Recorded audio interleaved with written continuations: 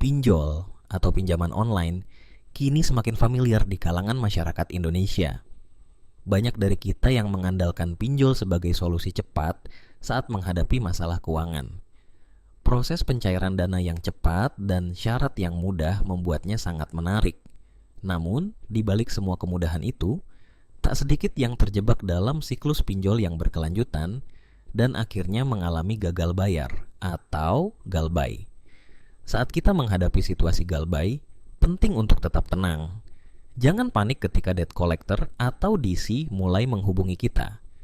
Mereka seringkali menggunakan bahasa yang keras, bahkan menakut-nakuti. Ingat, mereka tidak boleh menggunakan kekerasan atau ancaman. Itu melanggar hukum. Jadi, tetap tenang dan ingat bahwa kita punya hak. Langkah pertama yang perlu dilakukan adalah mengenali legalitas pinjol yang kita gunakan. Cek di OJK apakah aplikasi pinjol tersebut terdaftar dan legal. Jika legal, mereka harus mengikuti aturan penagihan yang jelas. Namun, jika ilegal, segera laporkan ke polisi atau OJK. Ini penting untuk melindungi diri kita. Saat berkomunikasi dengan DC, jawab dengan tenang. Misalnya, katakan, "Saya sedang mengalami kesulitan keuangan. Mohon beri waktu untuk restrukturisasi atau perpanjangan tenor." Jangan menghindar, karena itu hanya akan memperburuk posisi kita. Komunikasi yang baik bisa membuka jalan untuk solusi.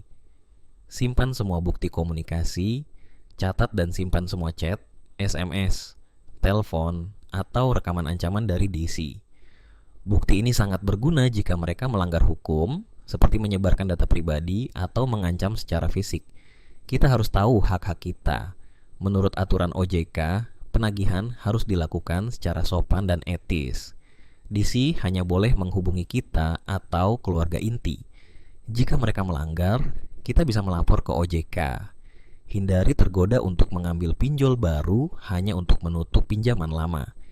Ini hanya akan membuat kita terjebak dalam lingkaran utang yang lebih besar. Fokuslah pada negosiasi atau mencari solusi pelunasan jangka panjang. Jika memungkinkan, minta restrukturisasi kepada pinjol yang legal. Perpanjangan waktu atau cicilan yang lebih ringan bisa jadi solusi. Selain itu, cari alternatif lain untuk mendapatkan dana. Jual aset kecil yang tidak terpakai, cari pekerjaan sampingan, atau pinjam dari keluarga atau teman dekat. Ini jauh lebih aman dibandingkan mengambil pinjaman dari pinjol ilegal. Jika Desi datang ke rumah, ingat bahwa mereka tidak berhak menyita barang tanpa putusan pengadilan. Hadapi mereka dengan sopan dan jelaskan bahwa kita sedang mengalami kesulitan keuangan. Jika mereka bersikap kasar atau intimidasi, catat dan laporkan kepada pihak berwajib. Intinya, hadapi situasi ini dengan tenang. Jangan takut berlebihan, pahami hak-hak kita, dan cari solusi secara bertahap untuk keluar dari lilitan utang. Semoga kita semua dapat terbebas dari utang dan tercukupi segala kebutuhan.